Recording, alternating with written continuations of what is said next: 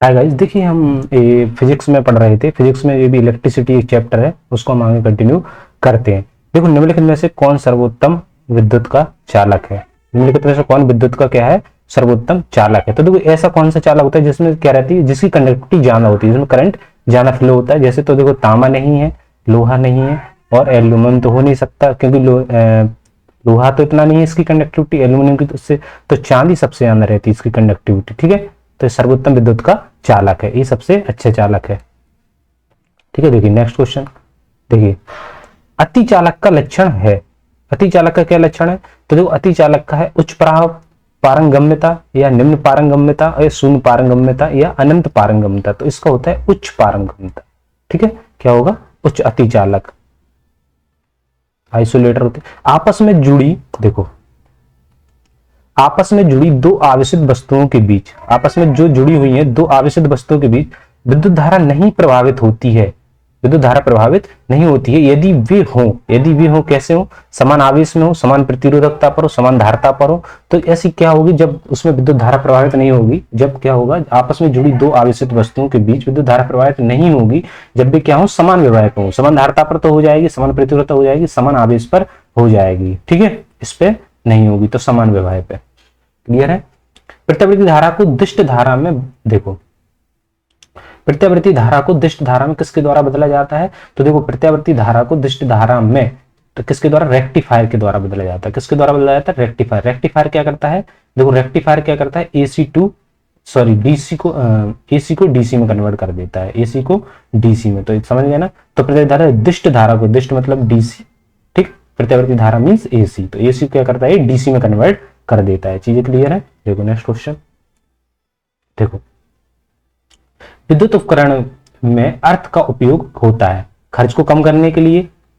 देखो, ये नहीं, क्योंकि उपकरण 3 फेज में काम करते हैं, नहीं ये भी नहीं हो सकता। ठीक है, तो ये सुरक्षा के लिए, तो ये वाला स्पष्ट है, सुरक्षा के लिए। तो ये काय के लिए होता है? सुरक्षा के लिए। ठीक है, विद्युत उपकरण में अर्थ का उपयोग, जो अर्थिंग करते हैं ना हम, वो किसके लिए करते हैं? कि सेफ्टी पर्पस के लिए करते हैं, क्योंकि जो लीकेज करंट है वो अर्थ में चला जाए। ठीक है, चीजें क्लियर है? बिल्कुल स्पष्ट। देखो देखो, आदर्श वोल्ट मीटर की प्रतिरोधकता कितनी होती है? तो आदर्श वोल्ट मीटर की 0 होती है, नहीं ये नहीं है। निम्न होती है, नहीं।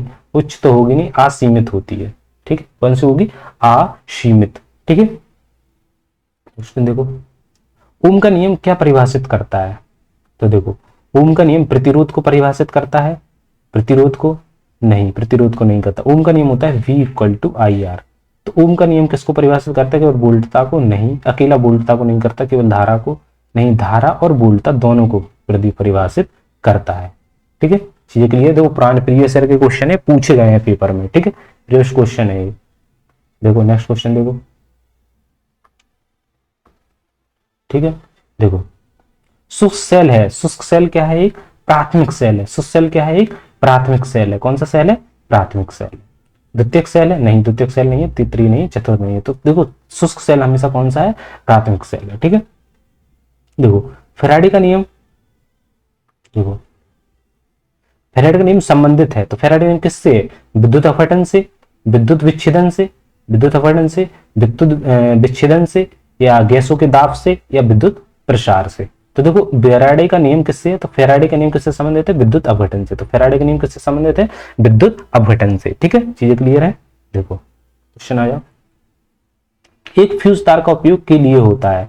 एक फ्यूज तार का उपयोग किसके लिए होता है? एक फ्यूज तार का उपयोग, देखो, हानि पहुंचाए बिना उच्च विद्युत धारा को प्रभावित करता है, नहीं ये भी नहीं है इसका।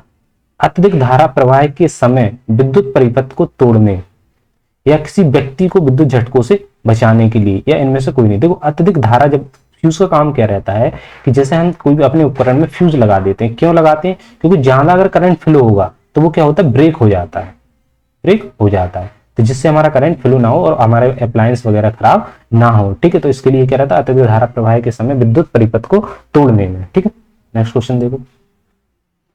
देखो, घरेलू विद्युत उपकरणों में प्रयुक्त सुरक्षा फ्यूज तार उस धातु से बनी होती है जिनका, तो ये बनी होती है जिनका गलनांक कम होता है। क्या होता है?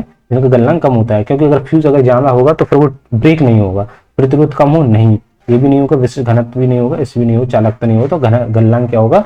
कम है। ठीक है, देखो नेक्स्ट क्वेश्चन। एक फ्यूज तार इन कारणों के कारण